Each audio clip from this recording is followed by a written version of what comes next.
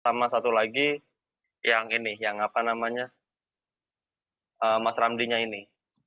Jadi yang ketampil di layar itu cuma dua. Oke. Nanti saya izin juga ya, saya share link ini ke teman-teman di AXA, teman-teman lembaga di saya supaya bisa ikut merecord atau nge-capture kegiatan ini ya. Oh, boleh Mas, boleh Mas.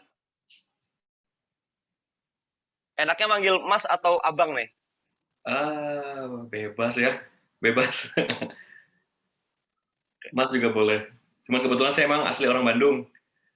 Jadi AA Akang, berarti. AA atau Akang boleh lah. Akang lah ya. Boleh. Akang.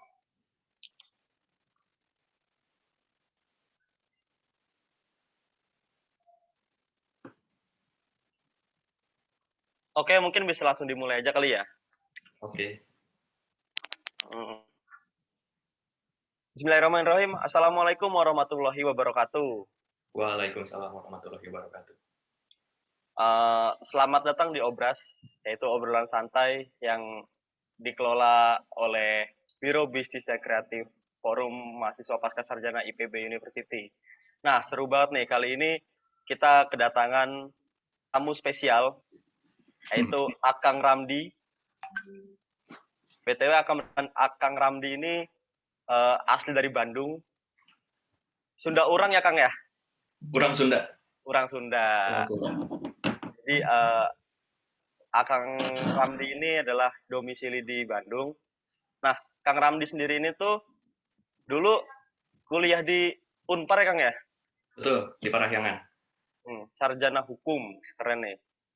Tapi banyak banget bisnisnya nih, Mas. Apa Kang Ramdi nih? Oke, Kang, kalau boleh tahu bisa diceritain sedikit, Kang, tentang bisnisnya Kang Ramdi nih, Kang. Bergerak di bidang apa aja? Oke, oke. Oke, terima kasih ini. Eh, Kalau aktivitas saya sehari-hari memang saya sebagai konsultan hukum, sebagai pengacara atau advokat. Namun ternyata banyak juga nih aktivitas lainnya yang memang menjadi keseharian saya. Salah satunya adalah kalau dari sisi bisnis sih sebenarnya bisnis real ya, bisnis perdagangan itu saya punya usaha kuliner, usaha F&B, food and beverage, namanya Kue Balok Mangsalam. Nah, kita udah punya 3 titik sekarang, punya tiga titik, yang satu di Bandung, yang kedua di Sukabumi, dan ketiga di Cirebon. Ini nanti saya mungkin ada sedikit banyak cerita terkait masalah bisnis saya ini mungkin di kedepannya. Wah, boleh, Kang, boleh, Kang. Terus yang kemudian saya juga selain saya beraktivitas memberikan sebagai jasa dalam hal ini kantor hukum, saya pun di sini punya lembaga yang sifatnya non profit, yang mungkin jadi background saya di sini, yaitu namanya AXA. Ini kebetulan bentuknya adalah yayasan, cuman memang ini specialized, baru ada tiga kegiatan yang satu di lembaga ini. Yang pertama adalah lembaga bantuan hukum atau LBH, kemudian yang ketiganya lembaga research, dan yang ketiga adalah lembaga health atau kesehatan. Cuman yang baru aktif ini baru karena memang pendirinya adalah memang sarjana hukum semuanya. Jadi yang memang baru aktif ini adalah di bidang hukum atau AXA Legal. Nah, di AXA Legal ini memang saya dan teman-teman punya diferensiasi atau mungkin jadi pembeda ya dengan LBH lain. Memang kita tidak melayani yang sifatnya litigasi. Jadi memang ini non litigasi, hanya memberikan konsultasi, literasi, dan juga pendampingan. Pendampingan dalam hal ini juga pendampingan dari segi bisnis. Nah, di sini mungkin yang akan menjadi titik temunya dengan kegiatan kegiatan talk show hari malam ini, memang kita ini LBH memang untuk menjalani dari sisi bisnis. Nah, siapa segmen kita yang memang yang kita dampingi? Yang pertama adalah UMKM, yang kedua adalah koperasi, dan yang ketiga adalah BUMDes. BUMDes itu adalah lembaga badan usaha milik pemerintah tapi di desa. Begitu, Mas Arief. Wih, mantap juga, Kang ya. Banyak sekali berarti nih Kang Ramdi nih bergerak di bidang-bidangnya nih. Oh, satu Nah, lagi, maaf. apa Satu tuh, lagi. Kang, kalau boleh tahu, Kang? Ada satu lagi yang tertinggal. Saya juga punya koperasi. Saya juga punya koperasi baru didirikan, dan ini memang isinya koperasi ini anak-anak muda di Bandung yang lintas profesi. Ada yang profesinya di bidang industri kreatif, desain, arsitektur, terus juga memang manajemen bisnis, ada juga dia sebagai pelaku usaha F&B. Mungkin nanti ke depan akan merambah itu, akan membesar, yang memang kita akan mencari dari 17 subsektor yang lain dari sisi kreatif. Nah, kebetulan saya ngisi dari sisi legalnya. Jadi memang saya harapkan ke depan ini koperasi ini kan memang kebetulan koperasinya koperasi jasa, jasa dalam arti memberikan inkubasi atau mengkurasi usaha-usaha UMKM di Bandung khususnya, nanti mungkin ke depannya dalam skup Jawa Barat dan juga nasional Indonesia. Begitu, Mas Arif. Wah, berarti selain bergerak di bidang food and beverage, terus hukum, tapi bergerak juga di bidang konstruksi, Kang, berarti Kang ya, kurang lebih, Kang. Maaf, konstruksi? Iya, tadi kan kayak arsitek apa segala macam. Oh, bukan. Kalau ini saya sih lebih ke jasa inkubasi. Oh, Jadi jasa inkubasi. jasa mengkurasi, inkubasi, kemudian juga jasa untuk pemasaran dan juga jasa ini simpan pinjam. Karena kan koperasi itu rohnya kan sebenarnya disimpan pinjam, cuman kita tidak menjadi koperasi utamanya itu bukan sih di koperasi simpan pinjam, tapi di koperasi jasa. Oke. Kang, kalau boleh tahu, Kang, nih kita tarik ulur ke belakang sedikit nih, Kang nih. Awal mulanya kepikiran pengen terjun ke dunia entrepreneur tuh seperti apa, Kang? Apa yang memotivasi Kang Ramdi buat terjun ke dunia seperti itu, Kang? Kalau entrepreneur memang dari dulu ya, dari saya zaman SMA, dari zaman sekolah ya. Dari zaman sekolah memang spirit saya adalah pengen menjadi entrepreneur. Keren nih. Karena memang dari dulu kan memang persentase entrepreneur di Indonesia itu kan masih sangat minim ya. Karena kalau tidak salah tuh syarat untuk suatu negara itu dianggap berhasil dari sisi menciptakan entrepreneur muda itu kan harus minimal tuh 2%. Nah, Indonesia tuh masih 0, sekian persen. Jadi disitulah yang menjadi dari data itu jadi membuat saya jadi tertrigger untuk menjadi entrepreneur pada saat saya masih duduk di bangku sekolah. Jadi pada saat saya ikut-ikutilah kegiatan-kegiatan bisnis maupun juga kalau dulu masih musim tuh multi level marketing ya, saya sempat ikut lah. MLM. MLM betul. Saya masih ikut beberapa perusahaan MLM, walaupun memang ada plus minusnya ya, tapi Iya. saya ambil evaluasi memang adalah beberapa benefit atau hal positif yang bisa saya dapatkan dari kegiatan-kegiatan saya ikut di MLM tersebut. Sehingga dari kegiatan-kegiatan tersebut saya ikut seminar juga untuk pengembangan diri dan juga seminar-seminar bisnis ke depan. Sehingga pada saat saya pemilihan jurusan kuliah pun saya pilihan utamanya adalah manajemen bisnis. Terus gimana tuh, Kang? Kok bisa ke hukum tuh gimana ceritanya tuh, Kang? Nah, kebetulan pilihan utama saya itu saya tidak lolos. Nah, kebetulan itu pilihan keduanya adalah hukum. Pilihan ketiganya justru masih di bidang ekonomi, di ekonomi pembangunan atau studi pembangunan. Nah, cuman hukum itu memang saya tidak sengaja dan tidak didesain. Itu adalah saya sempat nanya ke orang tua, Pak, ini kira-kira pilihan keduanya apa ya? Pilihan kedua dan ketiga, saya tanya gini, pilihan kedua dan ketiganya apa ya? Udah pilihan keduanya hukum saja. Kebetulan di Unpar itu katanya pada saat itu hukum juga termasuk yang bagus juga jurusan hukum itu. Ya sudah saya ikuti saja kemauan dari orang tua, padahal saya yakin di situ saya dapat lolos di pilihan pertama. Tapi entah kenapa mungkin takdir berkata lain, saya keterimanya di jurusan hukum. Nah, ini agak menarik sih ya. Mungkin Gimana tuh, Kang? jadi walaupun memang saya niatan ingin menjadi entrepreneur, tapi kemudian saya kuliahnya menekuninya di bidang hukum, tapi ternyata sampai saat ini ketika saya sudah lulus dan juga menjalani karir gitu ya, di samping saya juga punya kantor sebagai konsultan hukum dan juga pengacara, toh saya pun ternyata punya usaha. Nah, memang awal mulanya memang bukan sebagai entrepreneur dulu, bukan punya sebagai bisnisnya dulu, tapi sebagai konsultan hukumnya dulu. Sebenarnya konsultan hukum juga kan sebagai bisnis juga ya, sebenarnya sebagai entrepreneur juga, cuman memang di bidang jasa.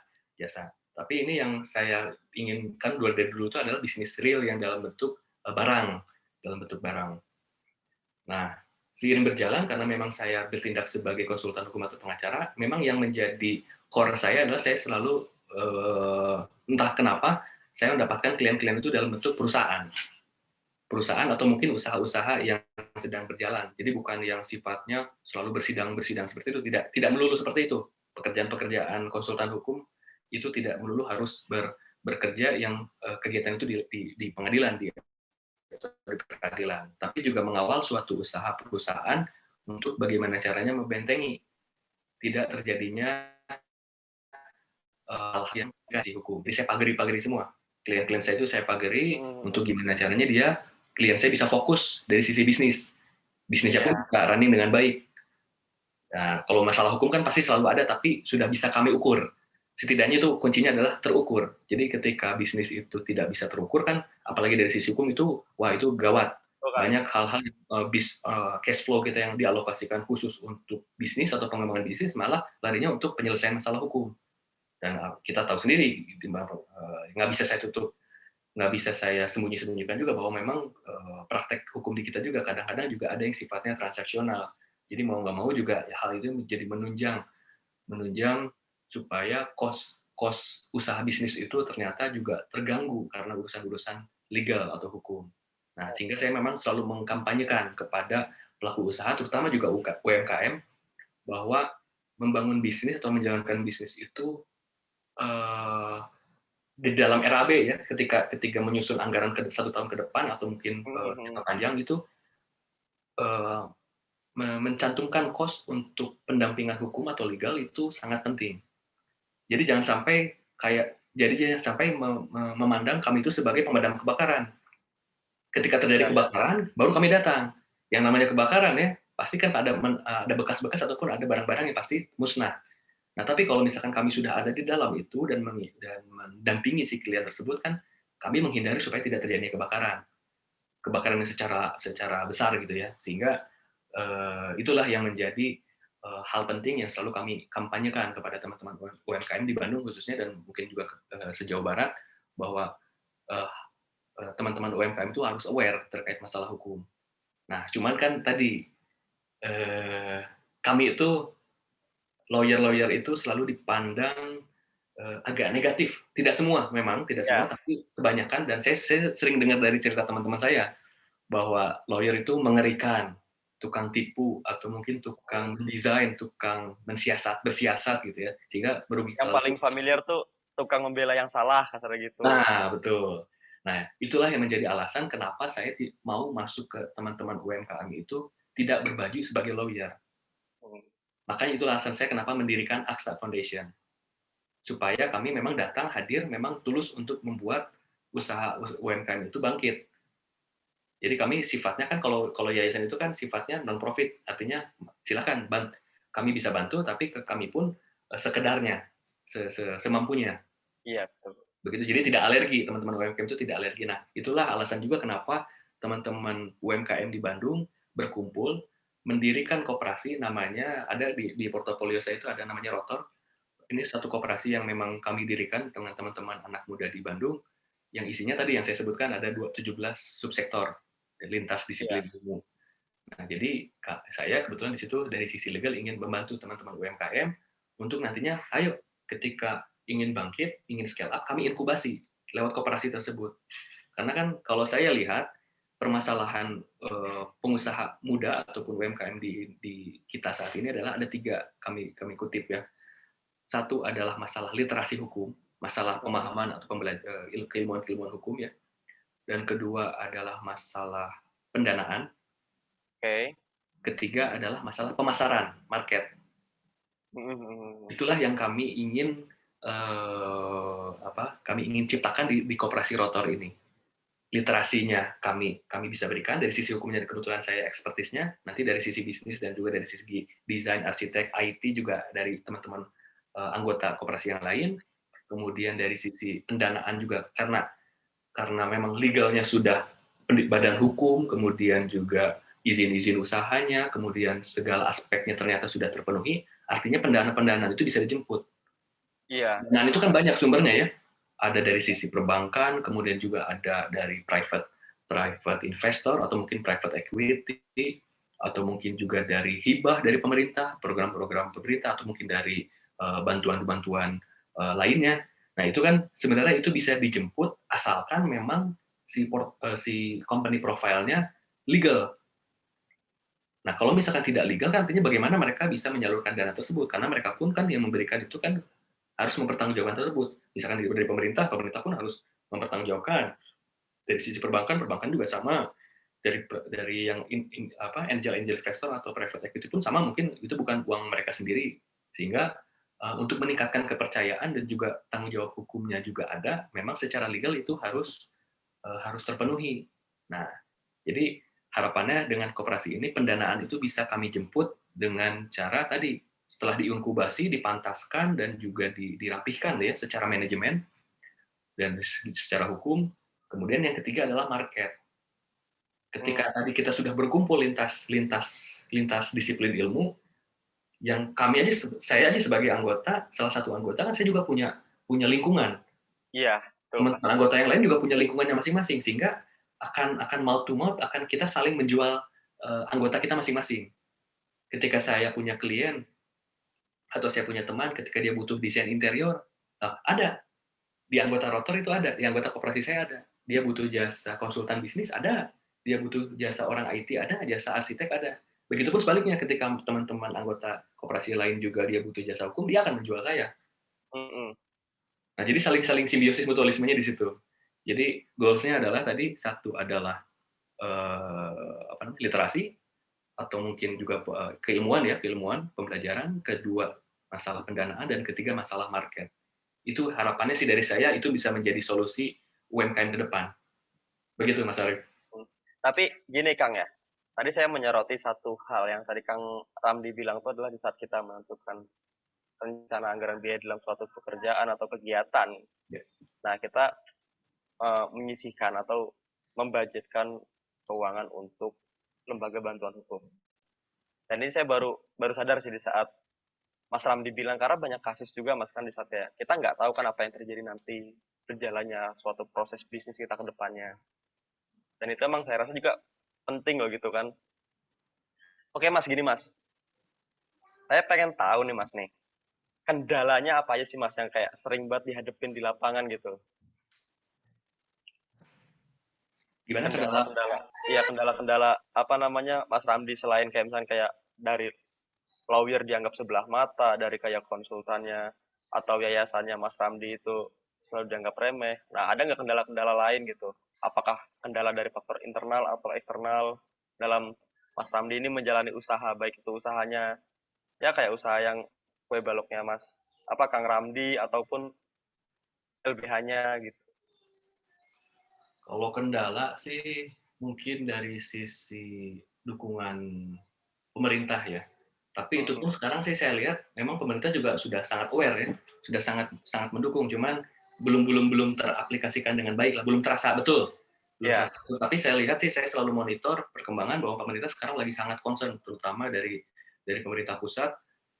Cuman ini tinggal yang di daerah-daerah ini nih, apakah bisa simultan tidak dengan yang pusat si spiritnya tuh. Nah, kemudian yang menjadi hambatan lain mungkin dari kesadaran masyarakat atau pelaku-pelaku usaha bahwa pentingnya aspek legal itu menjadi suatu hal yang fundamental.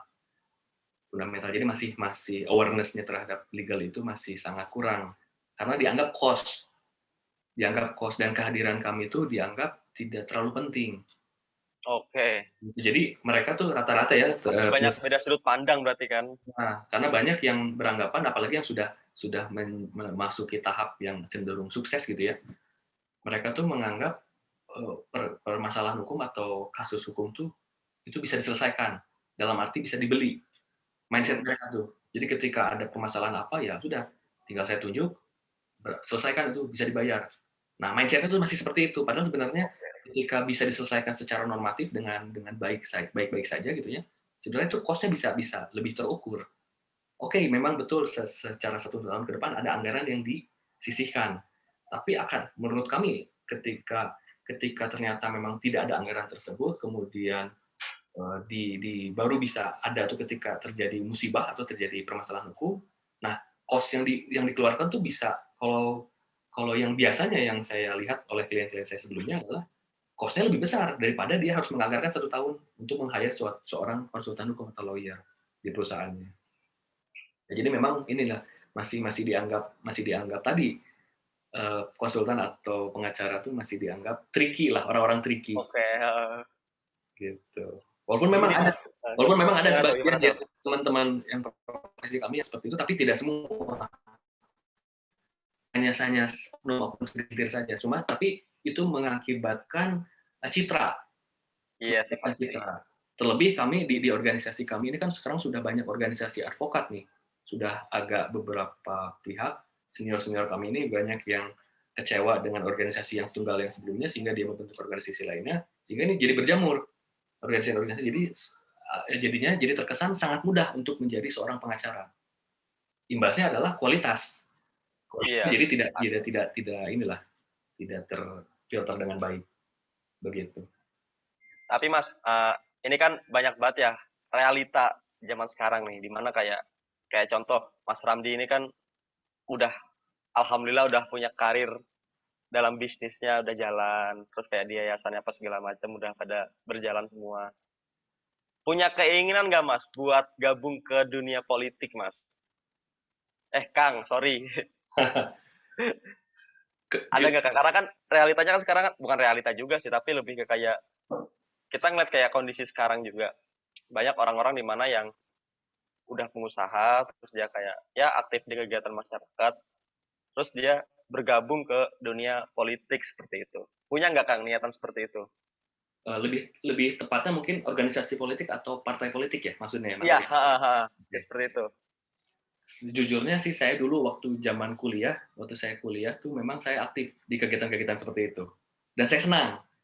Dan saya Oke, senang kebetulan juga itulah mungkin ya jadi apa namanya ya penunjang saya lah untuk meniti karir saya sebagai konsultan hukum juga mungkin di situ juga banyak ilmu dan juga relasi kan saya juga di situ ya, membangun relasi dan juga ada pengalaman-pengalaman yang bisa saya dapatkan lah karena memang dunia lawyer juga kan dunia berstrategi sehingga ketika kita sudah dulunya sudah sedikit banyak terjun ke aspek itu walaupun memang skupnya skup mahasiswa ya tapi iya, kebetulan di kampus saya dulu di Fakultas Hukum Unpar itu agak agak menarik nih pemilihan ketua himpunan atau ketua senatnya tuh kita memang agak sedikit fight eh, gitu ya.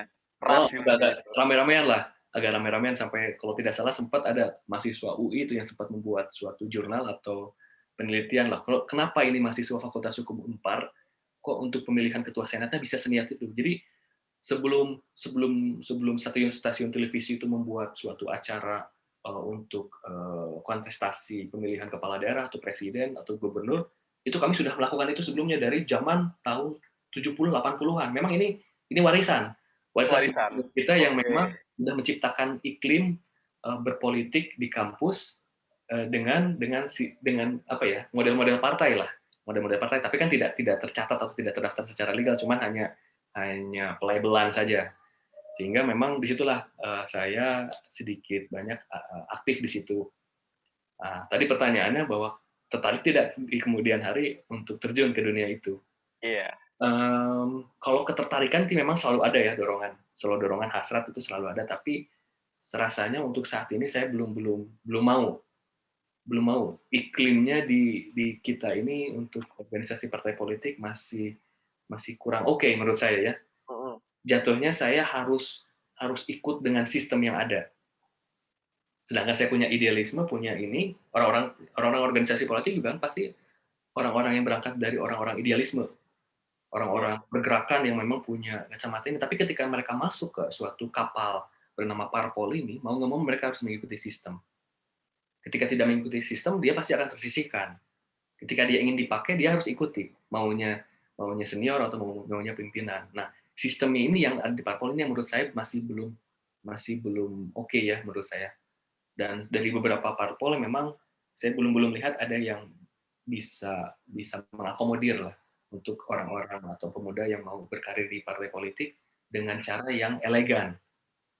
Dengan cara elegan. Nah, itulah alasan saya kenapa lebih ingin berkampanye atau jadi tadi pertanyaan saya tegaskan dulu di awal berpolitik ini dalam arti di partai politik atau politik yang lain. Kalau politik lain kan saya juga secara tidak langsung saya dengan Aksa ini saya menjalankan kegiatan-kegiatan politik loh sebenarnya. Tapi Oh iya bukan Mas. politik praktis yang pada umumnya. Cuman kan politik itu kan luas ya. Mm-mm. Definisi politik itu kan luas. Jadi saya justru ingin mengkampanyekan malah ini tadi saya ingin cerita nih di Aksa ini saya ada 3 segmen yang ingin menjadi target sasaran kami. UMKM, koperasi, dan BUMDes. UMKM ketika berkumpul dalam satu koperasi itu kan bisa bisa apa ya? Bisa membangun kekuatan. Kekuatan ini kan bisa diarahkan untuk hal-hal yang sifatnya positif ataupun negatif. Tapi harapan saya sih ini saya ingin harapkan untuk suatu hal yang negatif, yang positif. Oke. Kemudian BUMDes. BUMDes ini kan ya menurut data yang kami catat gitu ya, belum belum semuanya dan memang mayoritas belum terorganisir dengan baik. Sehingga saya ingin apa yang sudah kami lakukan di klien-klien kami secara korporat, kita kan kita kan punya dari pendiri-pendiri kami ini kan semuanya sarjana hukum yang punya klien-klien yang bekerja sebagai konsultan hukum, dia biasa untuk meng-guide suatu perusahaan ataupun suatu lembaga-lembaga tertentu atau bisnis. Nah, kami ingin coba duplikat. Kami biasa mengawal mereka dari sisi bisnis, kami pun ingin BUMDes ini bisa dikawal dengan baik melalui AKSA. Nah, kenapa di situ ada irisan politik? Saya ingin membangun culture dalam pemilihan yang paling kecil dan yang paling mikro gitu ya, pemilihan kepala desa. Pemilihan kepala desa itu bisa loh dilakukan tanpa harus money politik. Ya mungkin nanti bisa diduplikat juga dalam hal pemilihan kepala daerah, bupati, wali kota ataupun kepala legislatif gitu ya.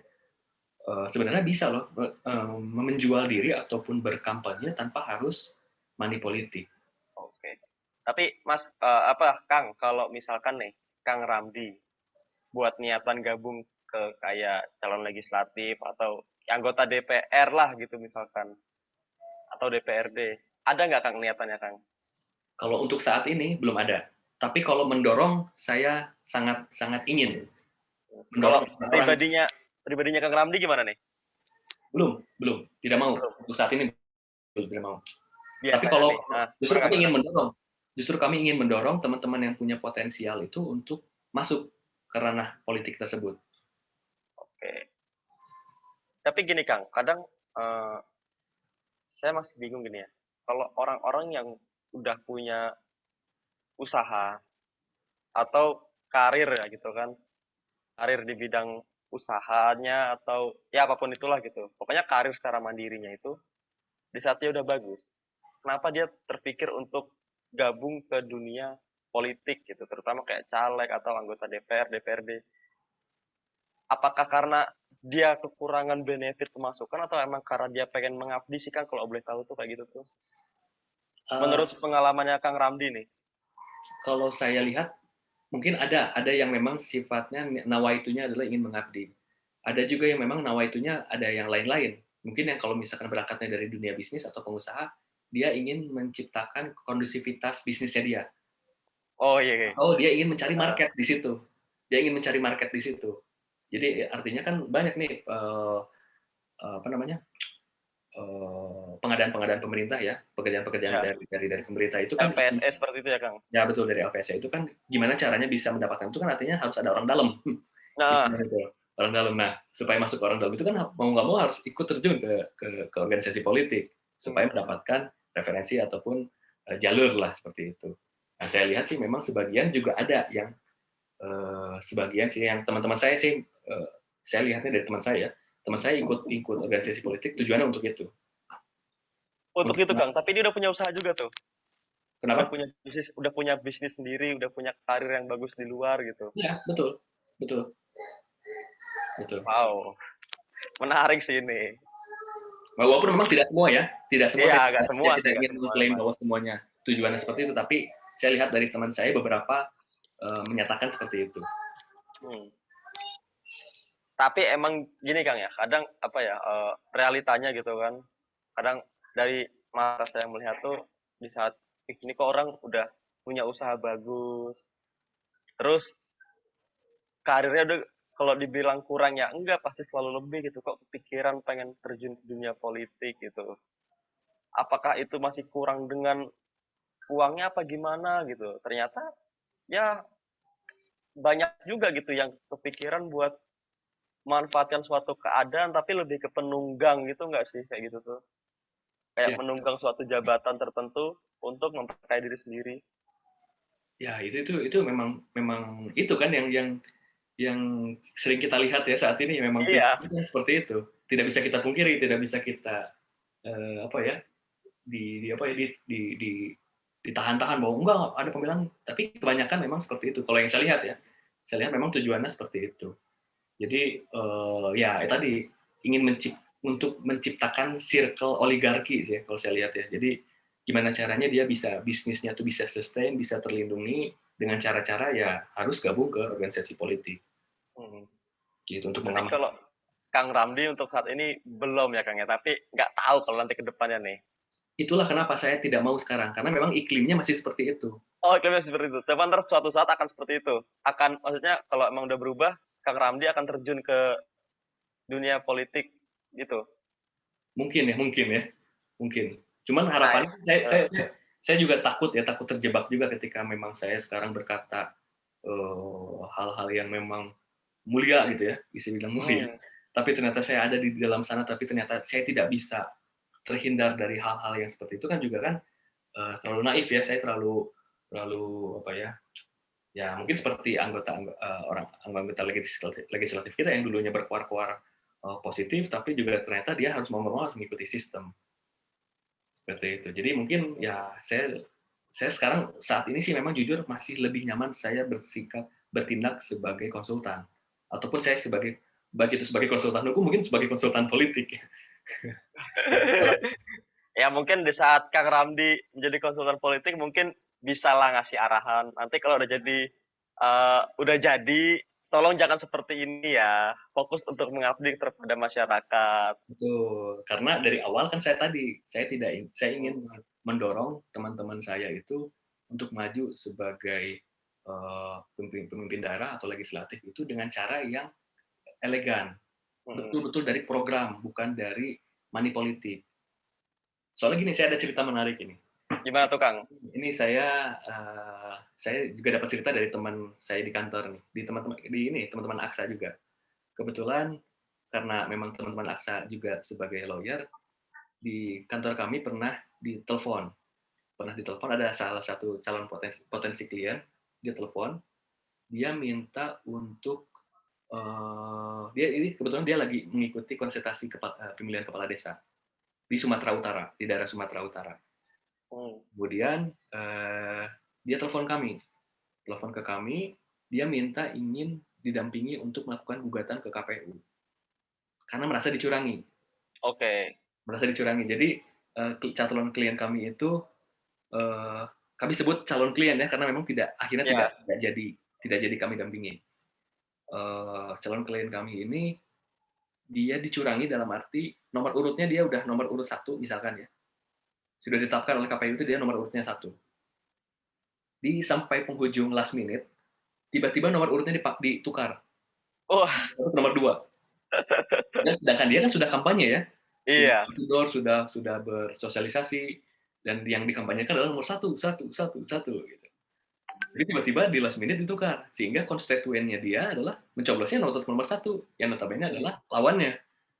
Nah, disitulah dia ingin datang ke kami untuk minta didampingi untuk mengajukan gugatan ke KPU. Hmm. Sampai akhirnya respon teman saya ini adalah, ngapain kau capek-capek ke KPU? Kau ini gimana kuliah jauh-jauh ke Jawa, ke kota, tapi mimpimu hanya jadi kepala desa. Mohon maaf, bukan artinya kepala desa bukan suatu hal yang baik ya, tapi saya hanya ingin menghibur dia bahwa sudah relakan saja pemilihan kepala desa ini karena itu kan menghambur-hambur uang di KPU itu. Dan kita tahu background-nya dia adalah sebagai pengusaha juragan beras. Juragan beras dia punya mesin, punya gudang, punya pabrik kecil untuk pengolahan dari gabah ke beras.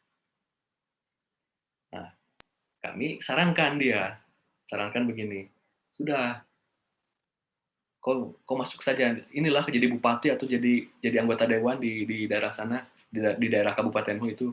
Wah, mana bisa, dia langsung nolak kan. Wah, enggak, itu kejauhan kejauhan, dia pesimis sampai akhirnya kami arahkan kampanyenya itu dalam bentuk bisnis.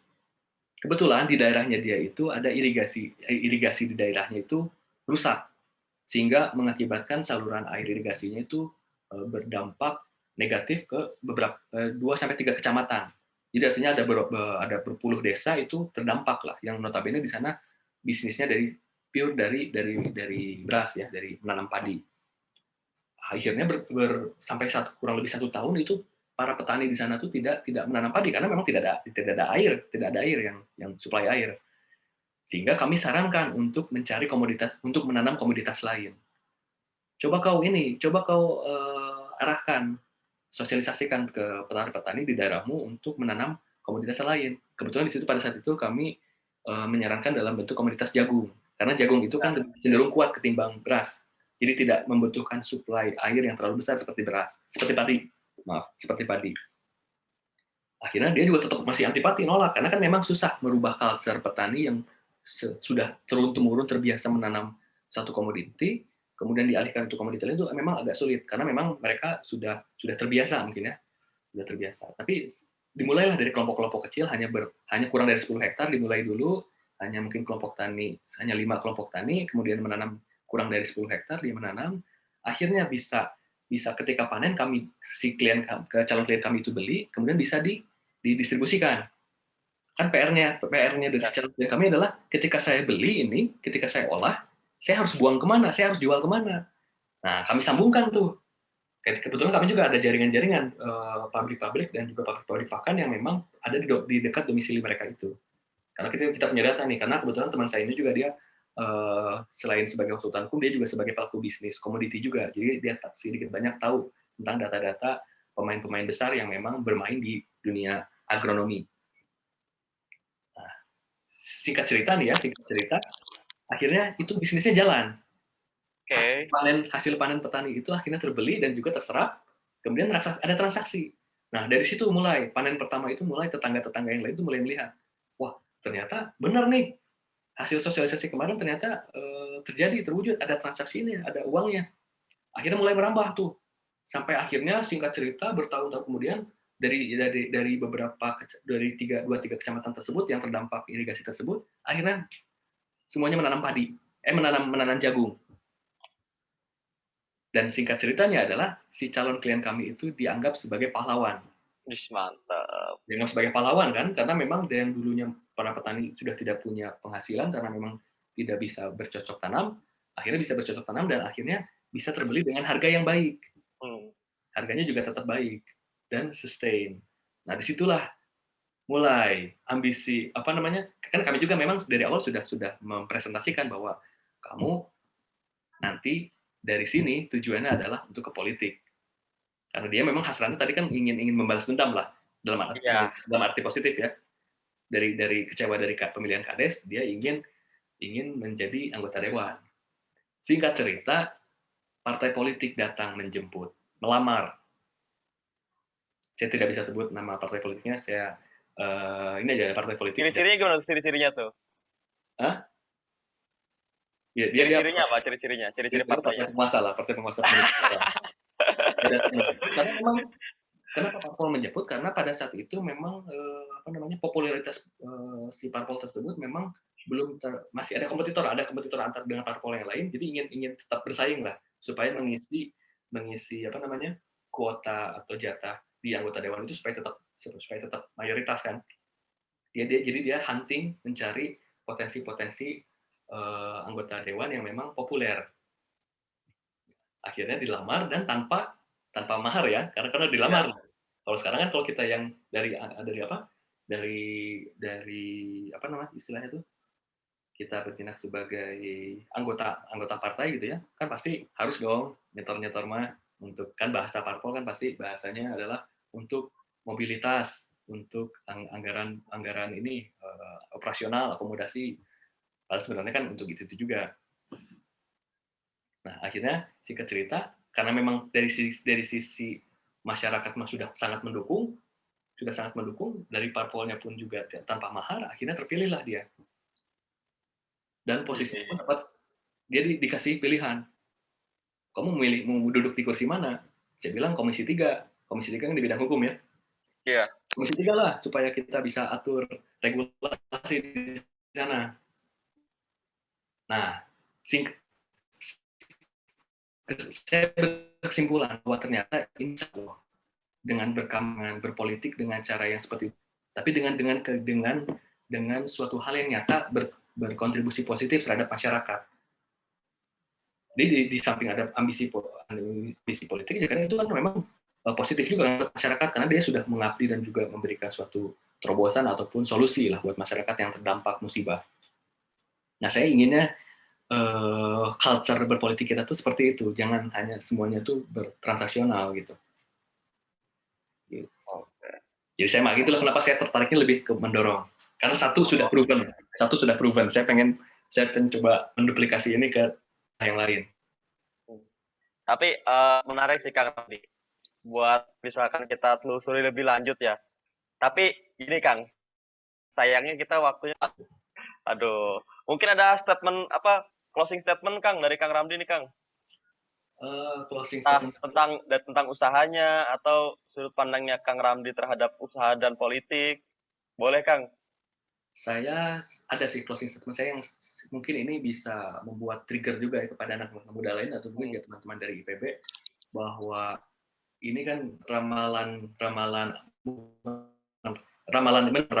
dari sisi mistis ya, tapi ini ramalan secara hitung-hitungan betul gitu ya, bahwa Indonesia emas itu akan ada 2045.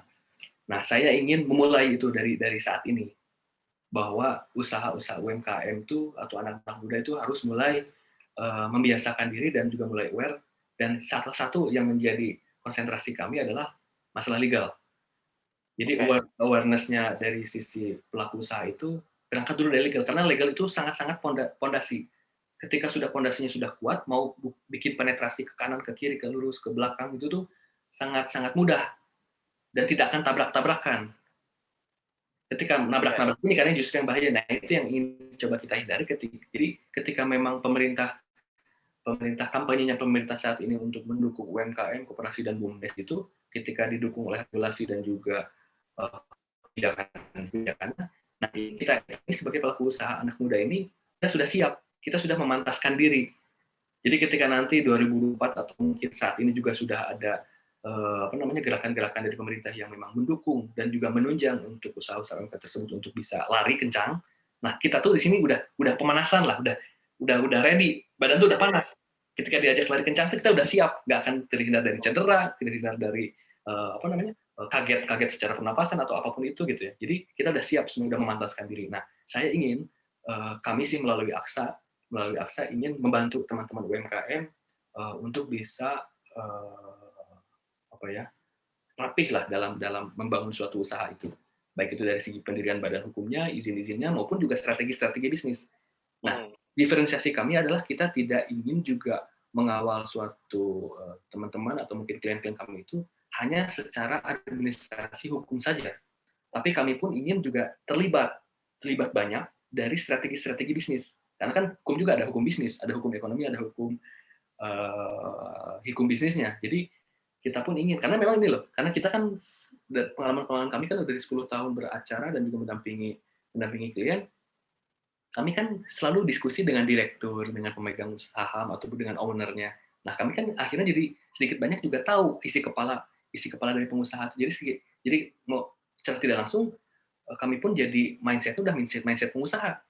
Iya. Kebetulan tadi saya tertarik. Dari dulu kan saya ingin dari kuliah juga saya ingin sebagai entrepreneur. Sehingga saya juga ingin menggali banyak ketika klien-klien saya bicara masalah bisnis. Nah, itu pun yang menjadi hal yang menjadi diferensiasi AXA ketika kita bisa mengawal secara legal, kami pun bisa mengarahkan dari sisi bisnis. Sehingga tadi larinya bisa sangat kencang.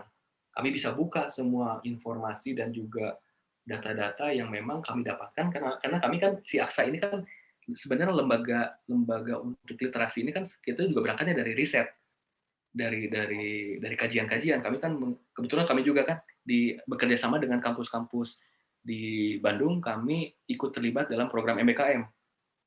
Jadi mahasiswa-mahasiswa yang MBKM ini kami sibukkan mereka untuk melakukan kajian atau riset terkait masalah program-program yang sedang kami lakukan.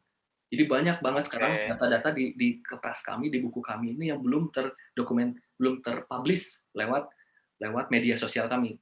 Jadi sekarang ini kita lagi sibuk-sibuknya untuk menyusun konten, videografis dan juga nyusun kegiatan-kegiatan lain untuk bisa itu terpublikasi kepada masyarakat banyak. Oke. Sip. Cakep banget nih Kang Ramdi nih. Oke, ini Kang, kita punya sedikit kenangan nih Kang dari kita nih buat Kang Ramdi. Oke. Nah, cuman kan ini spesial nih Kang nih. Hmm. Podcast kita kan ada panitia juga nih yang ikut nih. Oke. Mungkin mana panitia bisa dilampirkan kenang-kenangan dari Kang Ramdi, apa untuk Kang Ramdinya nih. Nah ini Kang, kita ada sertifikat untuk Kang Ramdi. Oh, Masya Allah. Terima kasih Kang Ramdi Siap, sama-sama. udah mau gabung di acara Obras, obrolan santai. Ya, sebetulnya seru sih kalau misalkan kita telusuri lebih lanjut ya terkait apa namanya tentang bisnis dan politik ini gitu. Ya. Oke Kang, terima kasih. Hatur nuhun sadayana. Saya pakai Sunda sedikit nih Kang. Terima kasih juga sama-sama ya. Sudah Oke. diundang. Terima kasih sudah diundang, sudah sedikit diberikan waktu untuk menyampaikan lah gagasan dan juga kegiatan-kegiatan Iya. yang kami lakukan. Oke Kang, buat terakhir Kang, dokumentasi Kang boleh Kang? Boleh, silakan. Oke, silakan panitia. Oke, sebentar ya, Bang. Mungkin yang lain bisa on cam dulu. Oke, panitia yang lain. Panitia di balik layar mungkin ini.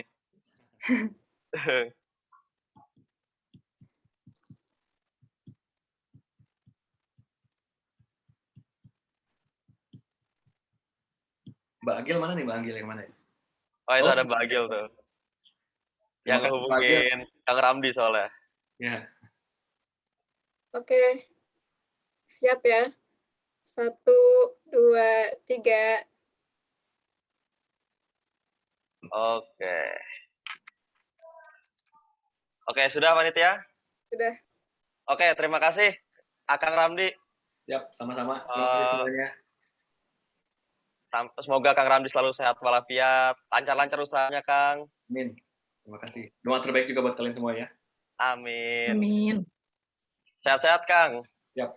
Oke, buat para penonton dan para pendengar dari Obras ini, itulah acara dari Obras kita dengan episode pertama dengan Kang Ramdi.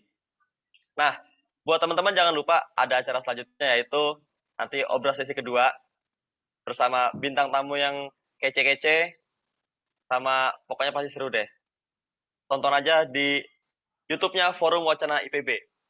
Ya, sampai bertemu dan sampai jumpa. Wassalamualaikum warahmatullahi wabarakatuh. Waalaikumsalam warahmatullahi wabarakatuh. Ya, hatur nuhun Kang. Boleh live Kang.